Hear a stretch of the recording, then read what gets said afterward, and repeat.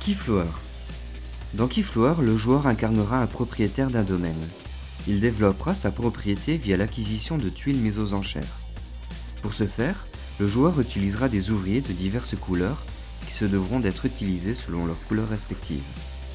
Les tuiles acquises pourront alors être améliorées et ainsi parfaire le domaine. Sur votre table de jeu, vous retrouverez au centre une série de tuiles à enchérir. Ces tuiles seront renouvelées à chaque saison et représentent des bâtiments que vous pourrez acquérir afin d'agrandir votre propre village. Les tuiles à enchérir sont donc des tuiles qui composeront votre futur village.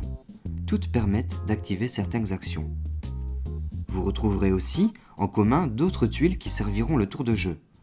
Les tuiles bateau ainsi que l'ordre du tour à acquérir pour le prochain tour de jeu. La partie individuelle du jeu se compose, pour chaque joueur, d'un écran en forme de maison où les ouvriers et les jetons compétences y seront cachés. Devant cet écran et visible par tous, les joueurs constitueront leur village, lui-même composé d'une tuile maison et de tuiles gagnées aux enchères.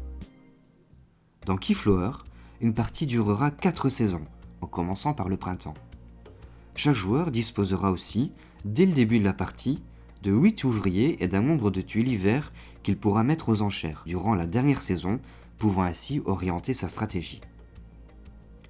Les joueurs utiliseront au mieux les tuiles de leur village, celles mises en vente ou celles du village des autres joueurs. À chaque saison, un certain nombre de tuiles village sera déposé au centre du jeu. Les tuiles ordre du tour seront déposées sur le côté avec les tuiles bateau agrémentées d'ouvriers et de jetons compétences. Toutes ces tuiles seront liées à la saison du tour.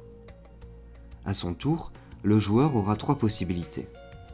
Soit de proposer une enchère sur une tuile village ou ordre du tour du centre du jeu. Chaque joueur se voit assigner un côté de la tuile et devra déposer plus d'ouvriers que ceux présents en respectant la couleur des ouvriers. Soit d'activer une tuile se trouvant dans son village, sur le centre du jeu ou dans un village d'un autre joueur pour en résoudre immédiatement l'effet. Les effets sont divers et variés. Ils permettent de récolter des ressources, de recevoir ou d'échanger des ouvriers, d'acquérir des compétences ou encore de transporter des ressources et d'améliorer des tuiles de son village. Il est à noter que le joueur peut activer une tuile déjà utilisée en mettant au moins un ouvrier de plus, de la même couleur, avec une limite de 6 ouvriers par tuile. Soit de passer.